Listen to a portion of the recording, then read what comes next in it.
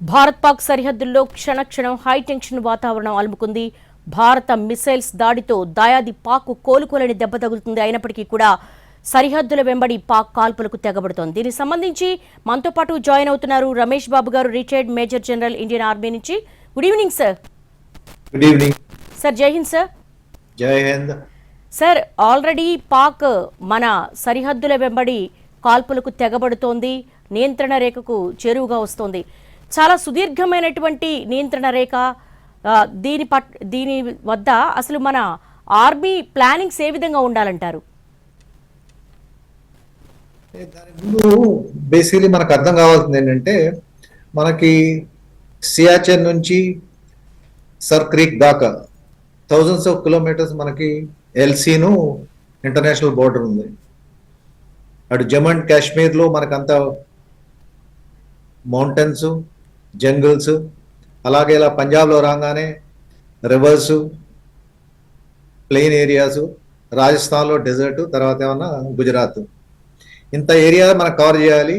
Plus ఈ ఏరియాలో particularly జేఎండ్కేలో అందరికీ తెలిసిన విషయమే, పాకిస్తాన్ స్పాన్సర్డ్ మిలిటెన్సీ ఉంది లాస్ట్ 40 years నుంచి. మనకు తెలిసింది కూడా 22 ఏప్రిల్లో పహల్గాంలో ఏమైందో అందరికీ తెలుసు. 26 మంది చనిపోయారు, 25 మంది ఇండియన్స్, ఒక నేపాలీ. వాళ్ళందరూ ఆడపిల్లల ముందు హస్బెండ్స్ని, వాళ్ళ పేరెంట్స్ని చంపేశారు, హిందూస్ అని. మనకి జమ్మూ అండ్ కాశ్మీర్లో మౌంటైన్స్, జంగిల్స్ కాబట్టి అక్కడ మనకున్న సపోర్ట్ సిస్టమ్స్, ఆపరేషన్ డిఫరెంట్గా ఉంటుంది. కిందకు వచ్చేప్పుడు ఆపరేషన్ ఇంకా డిఫరెంట్గా ఉంటుంది. మనం కార్గిల్ యుద్ధం అప్పుడు అందరం చూసాం.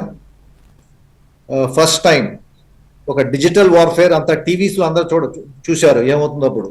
పట్లీ బర్కాదత్ ఎన్డీటీవీలో ఎలా కవర్ చేసిందో, అలాగే మనం US Iraq war, desert storm, ఎలా అమెరికా ఇరాక్ని క్యాప్చర్ చేసింది. తర్వాత ఈ మధ్య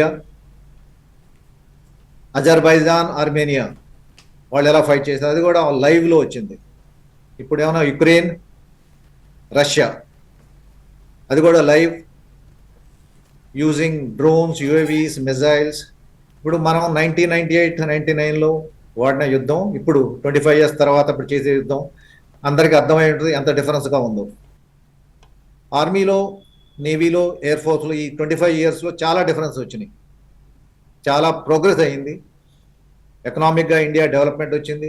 అలాగే మన డిఆర్డిఓ కూడా చాలా డెవలప్ అయింది టెక్నాలజికల్గా. మన 3 services, army, navy, air force, మనం కూడా మన ఎక్విప్మెంట్, మన ట్రైనింగ్ మెథడ్స్, టెక్నాలజీ ఎలా వాడుకోవాలి, అది కూడా బాగా డెవలప్ అయ్యాం మనం. కింద జమ్మూ అండ్ కాశ్మీర్లో చిన్న యూనిట్స్ అయితే machine guns, medium machine guns వాడుతూ ఉంటారు ఎయిర్ డిఫెన్స్ వాటికి కావాలంటే. అలాగే పైకి వెళ్ళగానే మనం రష్యన్ మిజైల్స్, L-70s, అలాగే ఇప్పుడు అందరు మాట్లాడేది లేటెస్ట్ అందరు మాట్లాడేది S-400. మనం న్యూక్లియర్ ఎక్స్ప్లోషన్ చేసిన తర్వాత 1998లో నో ఫస్ట్ యూజ్ అని ఒక క్లాస్ పెట్టుకున్నాం. అంటే మనం ఎప్పుడు న్యూక్లియర్ వెపన్స్ మనం వాడము అని. కానీ మనం చేసిన తర్వాత పాకిస్తాన్ కూడా చేసింది. వాళ్ళు ఈ నో ఫస్ట్ యూజ్ అనే క్లాస్ వాళ్ళు పెట్టుకోవాలి. వాళ్ళదంతా వెరీ అంబిగ్యూస్ అనమాట. మేము ఎప్పుడు మా దేశానికి సురక్షత ప్రాబ్లం ఉంటుందో అప్పుడు మేము వాడతాం అని. దానివల్ల ఏమైందంటే మనం నో ఫస్ట్ యూజ్ పెట్టుకున్నాం, వాళ్ళు ఏమైనా ఆ క్లాస్ పెట్టుకోలేదు. సో మనం వాడే వెపన్స్ సిస్టమ్స్, పట్లీ మిజైల్స్, న్యూక్లియర్ వెపన్స్, దాని మీద సెకండ్ స్ట్రైక్, వాడు పాకిస్తాన్ ఫస్ట్ స్ట్రైక్ చేస్తే మన సెకండ్ స్ట్రైక్ మన కేపబిలిటీ మీద ఎఫెక్ట్ అవుతుంది. అందుకనే మీరు చూస్తూ ఉంటారు ఇప్పుడు అందరు S-400 ఏంటి, ఇంత మ్యాజికల్ వెపన్ ఏంటి అని. ఏం చేసింది, మనం చేసిన సింధూర్, ఆపరేషన్ సింధూర్ రోజు మనం చూస్తూ ఉంటాం. అటు నుంచి వాళ్ళు missiles, kinetic energy weapons fire చేస్తుంటే ఎలా వాళ్ళని తట్టుకుని మన ఏడీ వెపన్ సిస్టమ్ వాటిని ఆపగలుగుతుందో. అదే కాకుండా మీరు చూసుంటారు, అందరు చూశారు, మన ఎయిర్ ఫోర్సు, మన నేవీ, ఆర్మీ ఎలా వెళ్ళి వాళ్ళ టెర్రరిస్ట్ క్యాంప్ని ఎలా డిస్ట్రాయ్ చేశారు. ఏమవుతుందంటే దీనివల్ల ఎలా అయిందంటే ఈ మన వెపన్ సిస్టమ్స్ అన్నీ ఎక్కువ మన రష్యా ఉన్నాయి, దాంతోపాటు మనకి ఇజ్రాయెల్ వెపన్ సిస్టమ్స్ ఉన్నాయి, ప్లస్ మన ఓన్ వెపన్ సిస్టమ్స్ ఉన్నాయి, డిఆర్డిఓ డెవలప్ చేసింది. ఇవన్నీ ఇంటగ్రేటెడ్ ఏ సిస్టమ్ చేసాం మనందరం ఈ వెపన్ సిస్టమ్స్ అన్ని కలిపి. ఎందుకంటే మనకు చెప్పినట్టు సియాచిన్ నుంచి సర్క్రీక్ అంటే వేల వేల కిలోమీటర్లు. ఈ వేల కిలోమీటర్లో ఎక్కడి నుంచి అయినా మన దాడి జరగవచ్చు. ఇప్పుడు మనం మొన్నటి దాకా ఎల్ఓసి దాకా అనుకున్నాం, ఇప్పుడు అన్ని చోట్ల ఫైర్ చేస్తున్నాడు, అన్ని చోట్ల యుఏవీస్, డ్రోన్స్, ఆర్టిలరీ షెల్లింగ్, మిజైల్స్ వాడుతున్నారు. ఈ ఏరియా మొత్తం కవర్ చేయాలంటే మనం మన ఎయిర్ డిఫెన్స్ సిస్టమ్ని ఎలా కంట్రోల్ చేసుకోవాలి, అప్పుడే ఈ సక్సెస్ మనకు వస్తుంది. మీరు చూసిందంతా ఆ సక్సెస్ దానివల్లే. మనం ఈ ఇజ్రాయెల్ చూసుంటారు, ఐరన్ డోమ్ అని అందరూ వినుంటారు. ఐరన్ డోమ్, ఇజ్రాయెల్ చాలా చిన్న కంట్రీ, చాలా చిన్న దేశం.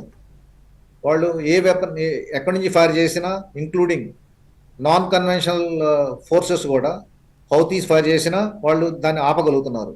ఎందుకంటే వాళ్ళ చిన్న కంట్రీ, వాళ్ళ ఏరియా కూడా చాలా తక్కువ, ప్లస్ వాళ్ళ దగ్గర అమెరికన్ వెపన్ సిస్టమ్స్ ఉన్నాయి విచ్ ఆర్ వెరీ కాస్ట్లీ. మనమంతా మనం ఓన్గా డెవలప్ చేసుకున్నాం. రష్యా నుంచి వచ్చినాయి, ఇజ్రాయెల్ నుంచి వచ్చినాయి, మనం తయారు చేసుకున్నాయి. మన L-70s, మన ఇగ్లాసు, పిషోరాసు, బరాక్ సిస్టమ్స్, S-400 ఇవన్నీ కలిపి ఒక సిస్టమ్ తయారు చేశారు. దాన్నే ఇంటగ్రేటెడ్ ఎయిర్ డిఫెన్స్ సిస్టమ్ అని స్టార్ట్ చేశారు. ఆర్మీ, నేవీ, ఎయిర్ ఫోర్స్ కలిపి. దానివల్లే ఎక్కడి నుంచి ఫైర్ చేసినా, ఆల్ ఓవర్ నార్త్ నుంచి సౌత్ దాకా ఎక్కడి నుంచి ఫైర్ చేసినా ఆ వెపన్ సిస్టమ్ దాంట్లోకి ఆ ఇన్ఫర్మేషన్ వెళ్తుంది, ఆ కంట్రోల్ సెంటర్లోకి. ఆ కంట్రోల్ సెంటర్లో నుంచి ఆ ఇన్ఫర్మేషన్ అంతా రాడార్స్ ఇన్ఫర్మేషన్ ఇవ్వగానే ఇవన్నీ army, navy, air force systems అన్నీ యాక్టివేట్ అయిపోయి ఎక్కడ మోస్ట్ ఎఫెక్టివ్గా ఉంటుందో ఆ వెపన్ సిస్టమ్ని వాడతారు. దానివల్లే మీరు చూసేది ఇప్పుడు ఎక్కడ చూసినా అమృత్సర్ కానీ, ఫిరోజ్పూర్ కానీ, అది కిందకి వెళ్తుంటే పోఖ్రన్, జైసల్మేర్, ఇటు జమ్మూ, పఠాన్కోట్, ఊరి, అన్ని చోట్ల చాలా ఎఫెక్టివ్గా ఈ వెపన్ సిస్టమ్ని మనం ఆపగలుగుతున్నాం. కానీ ప్రాబ్లం ఏంటంటే ఇప్పుడు చైనా నుంచి వీళ్ళు M11 మిసైల్ సిస్టమ్ తీసుకున్నారు, పాకిస్తాన్ బెలాస్టిక్ మిసైల్స్. దానివల్లే ఈ సిస్టమ్స్ అన్ని కలిపిన తర్వాత మన S-400 ఇప్పుడు మన దగ్గర ఉంది. అందరు మాట్లాడుతూ ఉంటారు ఈ సుధీర్ చక్ర ఏంటని. ఈ S-400 effective range minimum 400 kilometres మనకి ఇస్తుంది. ఎక్కడి నుంచి ఏ సిస్టమ్ వచ్చినా దాన్ని డిస్ట్రాయ్ చేసే కేపబిలిటీ, బోత్ అంటే ఎక్సోథర్మిక్ అండ్ ఎండోథర్మిక్ రెండు చోట్ల ఇది డిస్ట్రాయ్ చేయగలదు. అలాగే మన దగ్గర శామ్ మిజైల్స్, పిషోరాసు, ప్లస్ గన్స్ ఉన్నాయి, ప్లస్ ఆకాశ్ ఉంది ఇప్పుడు కొత్తగా. ఇవన్నీ వాడుకుంటా మనం ఈ సిస్టమ్స్ అన్నీ ఎఫెక్టివ్గా వాడుకుంటా పాకిస్తాన్ చేసే ఫైరింగ్ని ఆపగలుగుతున్నాం. ఎందుకంటే మనం ఈ సిస్టమ్ చాలా ఎఫెక్టివ్గా ఉంది. డిఆర్డిఓ అండ్ ఆల్ 3 సర్వీసెస్, ఆర్మీది ఆకాశ్ తీర్, అలాగే IACC ఎయిర్ ఫోర్స్ అండ్ త్రిగుణ నేవీ, ఈ 3 కలిపి ఈ సిస్టమ్ చేశారు కోఆర్డినేటెడ్గా. అందుకని ఏ గొడవ ఎక్కడ జరిగినా అందరికీ తెలుస్తుంది. దాని ప్రకారం ఎఫెక్టివ్గా ఏ వెపన్ సిస్టమ్ వాడుకోగలమో ఆ వెపన్ సిస్టమ్ని వాడుతున్నారు ఇప్పుడు. అందుకని పాకిస్తాన్ మీరు చూస్తే లాస్ట్ ఫ్యూ డేస్ నుంచి సివిలియన్ ఏరియాస్ టార్గెట్ చేస్తున్నారు. ఊరి, జమ్మూ, పుంచ్, పఠాన్కోట్, అలాగే సౌత్కి వెళ్తున్నాడు పోఖ్రన్ ఏరియా, జైసల్మేర్ ఏరియా, అన్ని చోట్ల. ఎందుకంటే వాళ్ళు ఫైర్ చేసే వెపన్ సిస్టమ్స్ అన్ని మనం ఎఫెక్టివ్గా వాడగలుగుతున్నాం. అందుకని సివిలియన్స్ మీద ఎక్కువ దాడి చేస్తున్నారు, సివిల్ క్యాజువాలిటీ ఎక్కువ చేస్తున్నారు.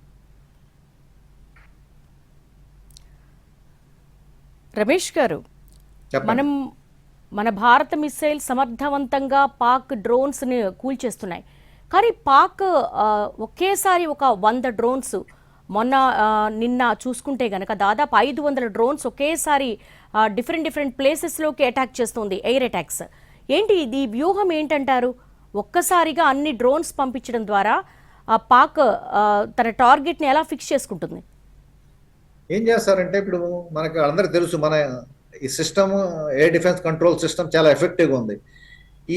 ఈ సిస్టమ్ని ఫెయిల్ చేయాలంటే మన వాళ్ళు ఫైర్ చేసే వెపన్ సిస్టమ్స్ కానీ మిజైల్స్ కానీ రౌండ్స్ కానీ ఓవర్వెల్మింగ్. అంటే వాళ్ళు మన కెపాసిటీ 500 1000 ఉంటే వాళ్ళు 2000 1500 ఒకేసారి ఫైర్ చేస్తే కొన్ని ఈ 1000 1500 మిజైల్స్ రౌండ్స్లో కొన్నన్నా పెనట్రేట్ చేసి ఎఫెక్టివ్గా మన టార్గెట్ ఎక్కడ ఫైర్ చేస్తున్నారో ఆ టార్గెట్స్ డిస్ట్రాయిడ్ అవుతాయి అని వాళ్ళ ట్రై చేస్తున్నారు అనమాట. కానీ మన కంట్రోల్ సిస్టమ్ చాలా ఎఫెక్టివ్ పనిచేస్తుంది.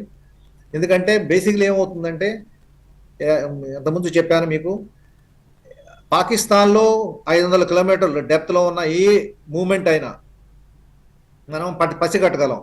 అది వెపన్స్ అయినా, ఎయిర్ క్రాఫ్ట్ అయినా, మిజైల్స్ అయినా. అక్కడ నుంచి అది తెలియగానే, అంటే డిటెక్షన్ అవ్వగానే, ఇక్కడ నుంచి ఇది ఫైర్ అవుతుంది అనగానే మన వాళ్ళు డిటెక్ట్ చేస్తారు. డిటెక్ట్ చేసి అందరికీ చెబుతారు. అదే చెప్పాను, ఆర్మీ, నేవీ, ఎయిర్ ఫోర్స్ అందరు రాడార్స్, ఫ్రంట్ రాడార్స్ ఉంటాయి. ఆ రాడార్స్ అందరూ చెబుతారు. ఆ రాడార్స్ నుంచి ఇన్ఫర్మేషన్ వస్తూ ఉంటుంది. అది ముందుకు వచ్చే కొంది ఆ టైం ఉంటుంది. ఆ టైం ప్రకారం ఏ ఏరియాలో వస్తుంది, ఏ సెక్టర్లో వస్తుంది, ఏ ఫోర్స్కి తీయాలి, దాని ప్రకారం అలాట్ చేస్తారు. అలాట్ చేసి దాన్ని ఆ వెపన్ సిస్టమ్ని డిస్ట్రాయ్ చేస్తారు. ఎయిర్లో కానీ, ఎక్సోథర్మిక్ అయితే, బెలాస్టిక్ మిజైల్స్ అయితే ఎక్సోథర్మిక్. ఈ నమోదులో విన్నాం మనం ఒకటి, ఒక మిజైల్ ఫైర్ చేశారు, అది సిర్సా దగ్గర పడిందని. అది M11 మిజైల్ సిస్టమ్ అయితే అది బేసికలీ S-400, బికాజ్ వాళ్ళ దగ్గరే కేపబిలిటీ ఉంది. మన S-400 దగ్గర కేపబిలిటీ ఉంది. అది ఎండోథర్మిక్ అయినా అవచ్చు, ఎక్సోథర్మిక్ అయినా అవచ్చు. అంటే ఎపోజీకి వెళ్ళిన తర్వాత ఆ మిజైల్ కిందకు వచ్చేప్పుడు అట్మాస్ఫియర్ బయట దాన్ని డిస్ట్రాయ్ చేస్తుంది. కానీ కిందకు వచ్చిన తర్వాత కూడా even up to 10 kilometres, even less than kilometres can destroy the weapon అనమాట. అందుకని వాళ్ళు ట్రై చేసేదంటే ఎక్కువ వెపన్స్ వాడి, ఎక్కువ మిజైల్స్ ఫైర్ చేసి, ఎక్కువ రౌండ్ ఫైర్ చేసి ఇస్తే మన వెపన్ సిస్టమ్ ఇన్ని 100 1000 ఉంటే అది హ్యాండిల్ చేయగలదని, కలగలేదని వాళ్ళు ట్రై చేస్తున్నారు. కానీ మన ఆర్మీ, ఎయిర్ ఫోర్స్, నేవీ, మన కంట్రోల్ సిస్టమ్ చాలా ఎఫెక్టివ్ పనిచేస్తుంది. And the effectiveness on the system on the enemy missiles oblique kinetic rounds is been very effective. చాలా సక్సెస్ఫుల్గా మన సిస్టమ్ పనిచేస్తుంది. అంటే 1962, 65, 1971తో పోల్చుకుంటే ఇప్పుడు దాదాపు కార్గిల్ యుద్ధం తర్వాత 25 సంవత్సరాల తర్వాత మనకి ఆర్టిఫిషియల్ ఇంటెలిజెన్స్ పెరిగింది, అలాగే ఎలక్ట్రానిక్ ఇంటెలిజెన్స్ పెరిగింది, మన మిసైల్స్ కావచ్చు, రాడార్ వ్యవస్థ కావచ్చు, చాలా డ్రాస్టిక్ చేంజ్ అయితే కనపడుతోంది.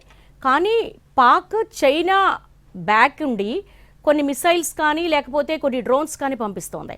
సో అసలు ఇప్పుడు పాక్ చేతిలో ఉన్నటువంటి మిసైల్స్ డెలివరీ మెకానిజం ఎలా ఉందంటారు? బేసికలీ వాళ్ళ పాకిస్తాన్లో వాళ్ళు ప్రొడ్యూస్ చేసే చాలా తక్కువ. వాళ్ళ సిస్టమ్స్ అన్ని చైనా చాలా ఎక్కువ చైనా. వాళ్ళ PL-15 కానీ, లేకపోతే air force 15, JE-15, 10, 15 and 17, missiles M11, లేకపోతే ఇప్పుడు డ్రోన్స్ ఇవన్నీ కూడా చైనాయి, లేకపోతే టర్కీ నుంచి వస్తున్నాయి. ఈ వెపన్ సిస్టమ్స్ అన్ని ఇంపోర్టెడ్ అండ్ ఇవన్నీ వెరీ కాస్ట్లీ ఎక్విప్మెంట్. ఎవరైనా ఇప్పుడు మనది $4 trillion ఎకానమీ ఇండియాది. మనం 10 రోజులు 100 రోజులు మనం ఈ వార్ మనం కంటిన్యూ చేయగలం, ఈ ఆపరేషన్ మనం కంటిన్యూ చేయగలం. పాకిస్తాన్ అసలే డబ్బులు లేవు, అంత అడుగుతుంటున్నారు వాళ్ళకి ఏం డబ్బులు లేవు. ఈవెన్ వరల్డ్ బ్యాంక్ దగ్గరికి వెళ్తే మొన్న ఒక $1 billion వచ్చినాయి అప్పు కట్టడానికి మళ్ళీ అప్పు తీసుకుంటున్నారు. వీళ్ళు కొనాలన్నా వీళ్ళకి ఇచ్చేవాళ్ళు లేరు. ఎందుకంటే డబ్బులు కొనాల వరకే ఫీడ్ చేస్తారు, తర్వాత డబ్బులు కట్టాలి. కానీ ఇప్పుడు వచ్చే వెపన్ సిస్టమ్స్ అన్ని ఎక్కువ చైనా నుంచి. ఎందుకంటే మనకి చైనాకి 1960లో వార్ అయింది. వాళ్ళకి తెలుసు ఏషియాలోనూ వరల్డ్లోనూ రేపు కంటెస్ట్ చేసేది బిట్వీన్ చైనా అండ్ ఇండియా. ఏషియాలోనూ subsequently along with US, India, China major powers అవుతున్నాయి. అందుకని మనని ఎలా కంటైన్ చేయాలంటే పాకిస్తాన్ కొంచెం వాళ్ళకి వెపన్స్, ఎక్విప్మెంట్, డబ్బులు ఇచ్చి వాళ్ళని ఉసిగొలుపుతారన్నమాట. ఉసిగొలిపి వీళ్ళ మీద చేస్తే మనం తగ్గుతామని. కానీ ఇది అప్పుతో చేసే పని, అప్పుతో చేసే ఫైటింగ్ ఎన్నాళ్ళు చేయగలుగురు. వాళ్ళ యూజ్ అయిపోయిన తర్వాత వదిలిపెడతారు. చూసాం మనం ఆఫ్ఘనిస్తాన్ వార్లో అమెరికా ఎలా పడుతున్నారు, అలాగే యుక్రెయిన్, రష్యా వార్లో ఏమవుతుందో. సొంతగా మీ దగ్గర నిధులు లేవు, మీ దగ్గర రిసోర్సెస్ లేనప్పుడు మీరు అప్పు తీసుకుని ఇంకోటి ఫైట్ చేయాలంటే చాలా కష్టం. మీ దగ్గర టెక్నాలజీ లేదు, మీ దగ్గర రిసోర్సెస్ లేవు. Below poverty line, more than 60% of the population below poverty line. అందుకని వీళ్ళకి education standards are very poor పాకిస్తాన్లో. ఎందుకంటే మద్రాసా నుంచి ఎడ్యుకేషన్ 90% ఆఫ్ ద పాపులేషన్ మద్రాసా మీద డిపెండెంట్ ఉన్నారు. లేనప్పుడు హ్యూమన్ రిసోర్సెస్ లేవు, ఎకానమీ లేదు, టెక్నాలజీ లేదు. ఇవన్నీ లేకుండా మీరు అన్ని మీద చైనా మీద, టర్కీ మీద, లేకపోతే ఇంకో అజర్బైజాన్ మీద డిపెండ్ అయితే మీకు ఎప్పుడు ఇండిపెండెంట్గా యుద్ధం గెలవాలన్నా ఏదైనా సంపాదించాలన్నా చాలా కష్టం. అందుకని వాళ్ళు చేసేయన్ని, వాళ్ళు ఏది తెచ్చుకున్నా, డ్రోన్స్ తెచ్చుకున్నా, మిజైల్స్ తెచ్చుకున్నా, వాళ్ళని కేపబుల్గా హ్యాండిల్ చేసే సత్తా మన భారతదేశం, మన 3 services army, navy, air force దగ్గర ఉన్నాయి. మన దగ్గర టెక్నాలజీ ఉంది. డిఆర్డిఓ టెక్నాలజీ మనకి ప్రొవైడ్ చేస్తుంది. రమేష్ గారు, మీరు రిటైర్డ్ మేజర్ జనరల్. అసలు బోర్డర్లో ఇటువంటి హైటెన్షన్ వాతావరణం ఉన్నప్పుడు రోజులు పెరుగుతూ ఉంటాయి. ఇప్పటికి 3rd డే ఇంకా కాల్పులు తెగబడుతూనే ఉన్నాయి. ఇది యుద్ధంగా మారి ఇంకెన్ని రోజులు కొనసాగుతుందనేది చెప్పలేని పరిస్థితి. అటువంటి టైంలో సైనికుల్లో ఆత్మస్థైర్యం నింపడానికి బేసిక్గా హైయర్ అఫీషియల్స్ ఏం చేస్తూ ఉంటారు? ఇప్పుడున్న సిబ్బంది సరిపోతారా, లేకపోతే ఇంకా ఏమైనా రిక్రూట్మెంట్స్ జరిగే అవకాశం ఉంటుందా? ఏం చెప్పాలంటే ప్రతి చోట మీరు చూసే ఇప్పుడు పై అధికారి, చీఫ్ ఆఫ్ ఆర్మీ స్టాఫ్ కానీ, ఎయిర్ స్టాఫ్ కానీ, నేవల్ స్టాఫ్ కానీ, వీళ్ళందరూ కింద నుంచి పైకి వెళ్ళినాళ్ళు. అంటే 2nd లెఫ్టినెంట్ ట్రైనింగ్ తీసుకుని నేషనల్ డిఫెన్స్ అకాడమీలో ట్రైనింగ్ తీసుకుని 17 ఏళ్ళప్పుడు యూపీఎస్సీ ఎగ్జామ్ పాస్ అయిపోయి 3 ఏళ్ళు ట్రైనింగ్ తీసుకుని తర్వాత 3 academies army, navy, air force అకాడమీలో తర్వాత జాయింట్ ట్రైనింగ్ చేసి వీళ్ళందరూ కింద జవాన్స్, ఆర్మీ జవాన్ కానీ, ఎయిర్ ఫోర్స్ ఎయిర్మెన్ కానీ, నేవల్ సేలర్ కానీ, వీళ్ళతో పెరిగిన వాళ్ళు వీళ్ళందరూ ఈ కష్టాలు చూసిన వాళ్ళు. వీళ్ళు డైరెక్ట్గా పైనుంచి ఎక్కడో పోస్ట్ చేసిన వాళ్ళు కాదు. మిగతా సర్వీసెస్ లాగా చూడకుండా వీళ్ళు డైరెక్ట్గా సీనియర్ కమాండర్స్ అవ్వలేరు. చీఫ్ ఆఫ్ ఆర్మీ స్టాఫ్ ఉన్నారు, లేదా చీఫ్ ఆఫ్ ఎయిర్ స్టాఫ్ ఉన్నారు, లేకపోతే నేవల్ స్టాఫ్. వీళ్ళందరూ ఇవన్నీ చూసిన వాళ్ళే. వీళ్ళందరూ they grown up through the system. అన్ని ప్రాబ్లమ్స్ వీళ్ళకి అర్థమవుతాయి. వాళ్ళు జవాన్స్ ఏం ప్రాబ్లమ్ ఫేస్ అయ్యారు. ప్లస్ అదిగాక biggest strength of the Indian arm forces మన యంగ్ ఆఫీసర్స్ను అప్ టు కర్నల్ వీళ్ళందరూ ముందుంటారు. మీరు కార్గిల్ వార్ చూసుంటారు. మన ఎంతమంది ఆఫీసర్స్ మాటేస్ అయ్యారు. మీకు ఒక ఇన్ఫర్మేషన్ చెబుతాను. వియత్నాం అండ్ ఇజ్రాయెల్ తర్వాత ఇలా leading from the front Indian army, air force, naval officers, they lead. If you see the number of people casualties, high percentage of casualty officers. ఎందుకంటే వాళ్ళు ఫ్రంట్లో లీడ్ చేస్తారు. వీళ్ళందరూ వాళ్ళతోనే ఉంటారు, వాళ్ళతోనే ట్రైనింగ్ చేస్తారు, వాళ్ళతోనే. మీకు ఒక యంగ్ ఆఫీసర్ ఉన్నాడంటే అప్ టు కెప్టెన్, మేజర్ వాళ్ళతోనే ఉంటాడు, బంకర్స్లోనే ఉంటారు వాళ్ళతోనే. పొద్దు నుంచి సాయంకాలం, రాత్రి ఒక రోజు నిద్ర లేదు, 2 లేదు, 3 లేదు, 4 లేదు, 5 రోజులు, 10 రోజులు జవాన్స్ ఉంటారు, వీళ్ళు ఉంటారు. దాని ప్రకారం ఒక మెథడ్ ఆఫ్ వర్కింగ్ అందరికీ జవాన్స్ దాంతోపాటు ట్రైన్ అవుతారు. అలాగే ఎన్సిఓస్, జేసీఓస్, middle rung people at the front end of the battle అందరూ ట్రైన్ అవుతారు అనమాట. ఇనిషియల్గా ప్రతివాడికి ఆఫ్టర్ ఆల్ ఫస్ట్ ఫైర్ అయినప్పుడు కొంచెం జంక్ ఉంటుంది, అది నార్మల్. ఎవరు ఆఫీసర్ అయినా, జేసీఓ అయినా, జవాన్ అయినా. బట్ స్టార్ట్ అయిన తర్వాత ఆ ఎక్స్పీరియన్స్, చేసే మెథడ్, ఇవన్నీ వాళ్ళకి ఆ కాన్ఫిడెన్స్ ఇస్తుంది. ప్లస్ వాళ్ళంతా కలిసి ఉంటారు. అదే తిండి, అదే బంకర్లో పడుకోవటం. యుద్ధం స్టార్ట్ అయితే ఎవరు జవాను, ఎవరు ఆఫీసర్ ఏ లేదు, అందరు కలిసి చేసేది. అందరికీ సేమ్ ప్రాబ్లమ్స్ అనమాట. అందరు సేమ్ ప్రాబ్లమ్స్ ఫేస్ చేస్తారు. ఒకళ్ళకి హెల్ప్ చేసుకుంటూ ఉంటారు, గైడ్ చేసుకుంటూ ఉంటారు. ప్లస్ వీళ్ళతో పాటు ప్రతి ఫైటింగ్ ఆర్మ్లో, ప్రతి దాంట్లో పెద్ద అదే కమాండింగ్ ఆఫీసరు, అదే సుబేదార్ మేజర్ కానీ, మాస్టర్ వారెంట్ ఆఫీసర్స్ ఎయిర్ ఫోర్స్లో, అలాగే చీఫ్ పెట్టి ఆఫీసర్ నేవీలో. ప్రతి దాంట్లో ఒక గాంబుడా అంటారు చూడండి, పెద్ద ఆయన ఇంట్లో ఆయన ప్రతిదీ తెలుస్తుంది అతనికి. చూస్తూ ఉంటే ఎక్కడేమవుతుందో అది అర్థమవుతూ ఉంటుంది. దాని ప్రకారం స్టెప్స్ తీసుకుంటారు అనమాట.